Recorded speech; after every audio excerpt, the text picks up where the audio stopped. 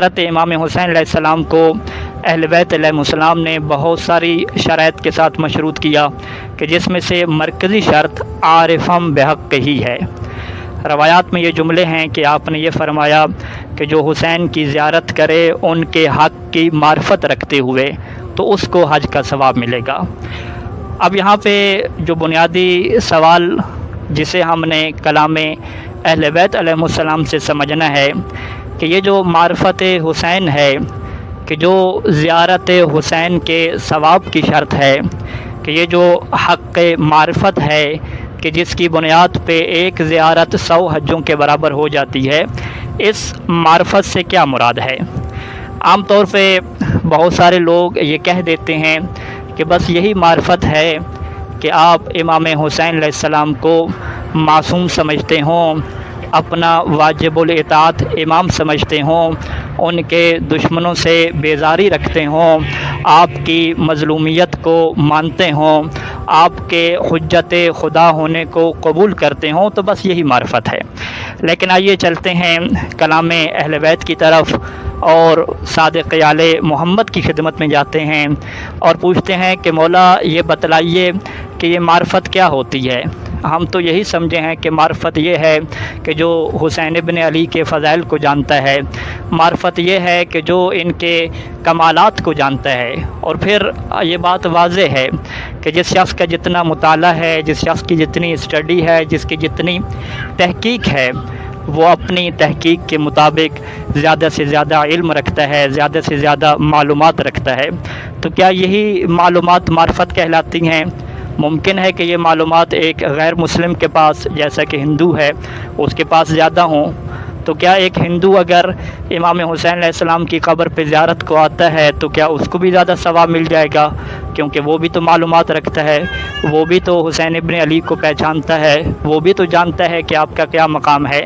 تو آئیے چلتے ہیں صادق آل محمد کی خدمت میں اور اس راز کو سمجھتے ہیں کہ آخر کیوں امام حسین کی زیارت کے ثواب کو حقیقی معرفت اور عارفاً بحق ہی کی قید لگا کر اہل بیت نے مشروط کیا ہے۔ میرے سامنے اس وقت کتاب الکافی سے یہ روایت موجود ہے۔ راوی کہتا ہے حسن سیقل کہ سمعت ابا عبداللہ علیہ السلام، کہ میں نے چھٹے امام سے یہ بات سنی کہ آپ فرما رہے تھے کہ لا یقبل اللہ عملا الا بمعرفت، کہ اللہ تعالیٰ کوئی بھی عمل قبول نہیں کرتا جب تک معرفت نہ ہو۔ یعنی فقط صادق آل محمد نے زیارت امام حسین کی بات نہیں بتائی، بلکہ فرمایا کہ کل عمل، کہ کوئی بھی عمل ہو، کوئی بھی عمل ہو، لا یقبل اللہ عملا، کل عمل کی تشریح اس وجہ سے کی جاتی ہے کیونکہ طلاب عزیز اور علماء کرام یہ جانتے ہیں کہ جب نکرہ استعمال ہو تو وہ تخصیص کے لیے نہیں ہوتا، اس کے اندر عموم کا معنی پایا جاتا ہے کہ اللہ کسی بھی عمل کو قبول نہیں کرتا جب تک معرفت نہ ہو۔ اور اس کے بعد پھر معرفت کی وضاحت بیان کرنا شروع فرمائی کہ معرفت کسے کہتے ہیں۔ بیان فرمایا ولا معرفتا الا بعمل، اور بغیر عمل کے معرفت حاصل نہیں ہو سکتی۔ فمن عرف دلته المعرفت علی العمل، پس جو بھی معرفت رکھتا ہوگا اس کی معرفت اسے عمل کی طرف لے جائے گی۔ ومن لم يعمل فلا معرفت له، اور جو عمل نہیں کرتا تو اس کی معرفت بھی نہیں ہے۔ یہ بات واضح کرتی ہے کہ جو حسین کو نہیں مانتے بلکہ حسین کی بھی مانتے ہیں، حسین کو ماننے کے ساتھ ساتھ حسین کی شریعت کو بھی مانتے ہیں، اس شریعت کے مطابق عمل کرتے ہیں، تو انہیں کہا جائے گا صادق آل محمد کی زبانی کہ یہ صاحبان معرفت ہیں۔ بس جو فقط زبانی کلامی فضائل محمد و آل محمد، شہید کربلا کے فضائل کی معلومات رکھتے ہیں، تو یہ معلومات رکھنے والا شخص معرفت والا نہیں کہلائے گا، کیونکہ امام نے یہ قانون دے دیا کہ ومن لم یعمل فلا معرفت لہ، کہ جو عمل نہیں کرتا اس کی معرفت نہیں ہے۔ اور پھر بہت ساری روایات میں اہل بیت نے اس بات کو بھی واضح فرمایا کہ دیکھو علم والا اور ہوتا ہے، معرفت والا اور ہوتا ہے۔ اور پھر کچھ روایات میں یہ بھی واضح کر دیا کہ جو عمل نہیں کرتا وہ ہماری نگاہ میں جاہل ہے، وہ تو اصلاً علم والا بھی نہیں ہے۔ اور پھر اسی معرفت کو زیارت امام حسین کے لیے دیگر روایات میں اہل بیت نے مزید کر کے واضح فرمایا۔ یہ روایت ہے میرے سامنے، جیسے کامل الزیارات میں نقل فرمایا کہ ایک شخص امام کی خدمت میں آیا، چھٹے امام کی خدمت میں، اور یہ کہتا ہے کہ میں آپ کے والد کی زیارت کرنا چاہتا ہوں۔ تو فرمایا کہ ہاں تم زیارت پہ جانا اور وہاں پہ نماز بھی پڑھنا۔ اور پھر اس شخص نے یہ سوال کیا کہ فما لمن اتاہ، کہ جو آپ کے اب اور آپ کے والد کی زیارت کو جائے اس کا کیا اجر ہوگا؟ تو امام نے فرمایا الجنت ان کان یأتم بہ، یعنی یہاں پہ امام نے شرط لگا تھی کہ اس کی زیارت کا اجر جنت ہے، لیکن شرط کیا ہے کہ ان کان یأتم بہ، اگر وہ امام کی پیروی کرتا ہوگا۔ تو یہاں پہ صادق آل محمد نے عمل کی شرط کو واضح فرما دیا۔ اور پھر آخری روایت اور تفصیلی روایت کہ اس روایت میں محمد بن مسلم یہ کہتا ہے کہ میں امام باقر علیہ السلام کی خدمت میں تھا اور میں نے امام کی خدمت میں یہ سوال رکھا، قلت، تو میں نے یہ کہا کہ اذا خرجنا الی ابیک افلسنا فی حج، کہ جب ہم آپ کے بابا حسین کی زیارت کو جاتے ہیں تو کیا ہم حج کرنے نہیں جا رہے ہوتے؟ تو امام نے فرمایا بالکل تم حج کرنے جا رہے ہوتے ہو، کیونکہ اصحاب جانتے تھے کہ اہل بیت نے زیارت حسین علیہ السلام کو حج کے برابر قرار دیا ہے۔ جب امام نے فرمایا کہ ہاں تم حج کرنے جا رہے ہوتے ہو، تو پھر اس نے فرمایا کہ پھر کیا میرے لیے وہی باتیں واجب اور ضروری ہیں کہ جو ایک حاجی کے اوپر ضروری ہوتی ہیں؟ یہاں سے زیارت امام حسین کے لیے وہ شرائط کا باب کھلا، اور انشاءاللہ اس باب کو ہم اس سیطرہ کے گزر جانے کے بعد آپ کی خدمت میں رکھیں گے۔ تو روایت کی طرف بڑھتے ہیں۔ جب اس نے کہا کہ کیا حاجی کے لیے جن باتوں کا آپ نے حکم دیا ہے، کیا امام حسین کی زیارت کرنے والے شخص کے لیے بھی انہی باتوں کی رعایت کرنا واجب ہے، ضروری ہے؟ تو امام نے فرمایا بالکل، یہ وہی باتیں ہیں کہ جو میں نے تمہیں ابھی بتلائی ہیں۔ وہ کیا باتیں تھیں؟ امام نے فرمانا شروع کیا کہ جب تم زیارت کے لیے نکلو گے تو وہی کام کرو گے جو ایک حاجی کے لیے ضروری ہیں۔ وہ کون کون سے کام ہیں؟ فرمایا پہلا کام تو یہ ہے کہ یلزمک حسن الصحابہ لمن یصحبک، کہ تمہارے اوپر ضروری ہے کہ جو بھی تمہارے ساتھی اس سفر میں تمہارے ساتھ ہوں گے تم ان کے ساتھ اچھا سلوک کرو گے۔ اپنے ساتھیوں کے ساتھ اچھا سلوک کرنا یہ جس طریقے سے حاجی کے لیے ضروری ہے، ایسے ہی زیارت امام حسین کے جانے والے شخص کے لیے بھی ضروری ہے۔ دوسری شرط یہ بیان فرمائی وَيَلْزَمُكَ قِلَّةُ الْكَلَامِ إِلَّا بِخَيْرٍ، اور تمہارے اوپر ضروری ہوگا کہ تم تھوڑا کلام کرنا، تم گفتگو زیادہ نہ کرنا، تھوڑی گفتگو کرنا، إِلَّا بِخَيْرٍ، مگر جب بھی گفتگو کرنا تو اچھی اور نیکی کی گفتگو کرنا۔ پھر تیسری شرط یہ فرمائی کہ وَيَلْزَمُكَ كَثْرَةُ ذِكْرِ اللَّهِ، دیکھو تم خیال رکھنا تم جب حسین کی زیارت کے لیے جا رہے ہو تو گویا تم حج کے سفر پہ جا رہے ہو، تو تمہارے اوپر لازم ہے کثرت ذکر اللہ، کہ تم اللہ کا ذکر بہت زیادہ کرنا۔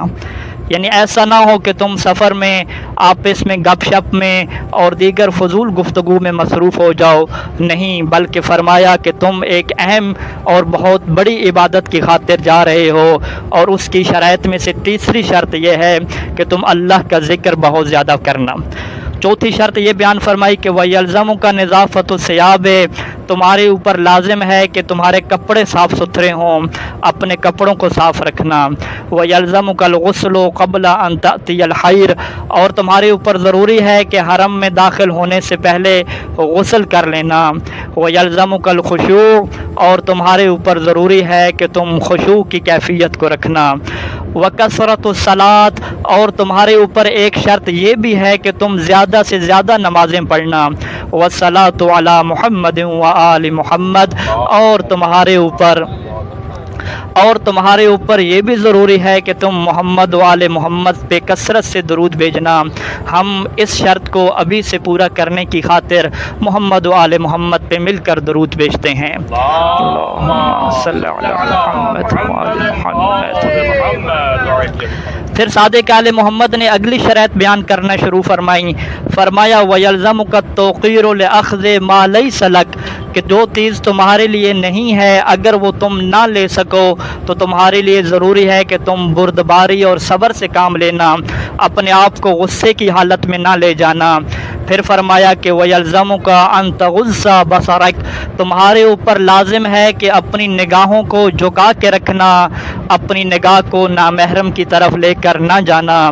وَيَلْزَمُكَ أَن تَعُودَ عَلَىٰ أَهْلِ الْحَاجَةِ مِنْ إِخْوَانِكَ، دیکھو تم زائر بن کے جا رہے ہو، گویا کہ تم حاجی بن کے جا رہے ہو، لہٰذا تمہارے اوپر ضروری ہے کہ سفر کے دوران جب اپنے بھائیوں کی کسی ضرورت کو دیکھو تو تم اس کی ضرورت پورا کرنے کے لیے آگے بڑھ جانا، والمواسات، اس کے ساتھ حوصلہ افزائی سے پیش آنا، اس کو تسلی دینا۔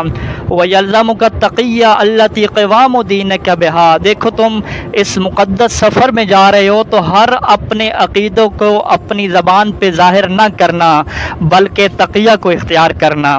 گویا کہ امام اس شرط کو ہمارے سامنے رکھ رہے ہیں ہمارے جذبات کو دیکھتے ہوئے کہ جب ہم حج کرنے کے لیے مکہ و مدینہ جاتے ہیں یا زیارت امام حسین کے لیے جاتے ہیں تو ایک مومن کا سینہ اس گرمائش میں اور اس جوش میں آ جاتا ہے کہ وہ دشمن اہل بیت پہ، وہ غاصبین فدق پہ لعن طعن کرنا اس انداز سے شروع کرتا ہے کہ پھر تقیہ کو چھوڑ دیتا ہے، وہ نام لے کر لعن طعن کرنے لگ جاتا ہے۔ تو امام نے فرمایا کہ نہیں، تمہارے اوپر اس سفر میں تقیہ کو اختیار کرنا واجب ہے۔ اور پھر اگلی شرط یوں بیان فرمائی وَالْوَرَعُ عَمَّا نُهِيتَ عَنْهُ، اور تمہارے اوپر اپنے آپ کو ہر اس چیز سے بچا کے رکھنا واجب ہے کہ جس سے تمہیں روک دیا گیا ہے۔ اور پھر اگلی شرط یوں بیان فرمائی والخصومت، اور تمہارے لیے خود کو جھگڑے سے بچا کر رکھنا بھی ضروری ہے۔ وکثرت الایمان، اور تمہارے لیے خود کو زیادہ قسمیں کھانے سے بھی بچا کے رکھنا ضروری ہے۔ والجدال، اور ایسی بحث سے خود کو بچا کے رکھو کہ جس میں زیادہ سے زیادہ قسمیں کھائی جا رہی ہیں۔ پھر جب امام نے یہ 10-11 شرائط بیان فرما دیں تو فرمایا کہ ان فعلت ذالک تم حجک وعمرتک، دیکھو اگر ان شرائط پہ عمل کرو گے تو تب تمہارا حج مکمل ہوگا، تب تمہارا عمرہ مکمل ہوگا، اور اگر ان شرائط پہ عمل کرو گے تو جو تم چاہتے ہو کہ بالمغفرت والرحمت والرضوان، کہ تمہیں مغفرت ملے، تمہارے سارے گناہ معاف ہو جائیں، اللہ راضی ہو جائے، یہ سب کچھ تب ملے گا جب تم ان شرائط پہ عمل کرو گے۔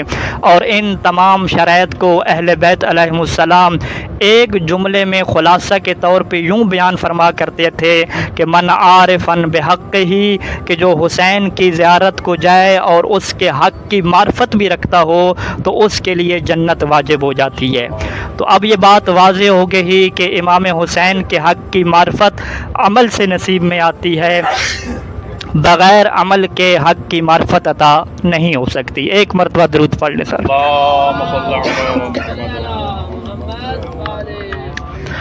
اور جس کا جتنا زیادہ عمل ہوگا اس کا اتنا ہی ثواب بڑھتا جائے گا۔ تبھی روایات میں کبھی امام فرماتے ہیں کہ 1 حج کا ثواب ملے گا، کبھی فرماتے ہیں کہ 3 حجوں کا ثواب ملے گا، اور کبھی فرماتے ہیں کہ 20 حجوں کا ثواب ملے گا، اور کبھی فرماتے ہیں کہ 25 حجوں کا ثواب ملے گا۔ اور یوں روایات میں موجود ہے کہ جب راوی نے بڑا تعجب ہو کر یہ سوال پوچھا کہ 1 حج کا ثواب اور وہ بھی ایسا حج جو اللہ کے رسول کے ساتھ کیا جائے، تو امام نے فرمایا ہاں 1 نہیں بلکہ 3 حجوں کا ثواب۔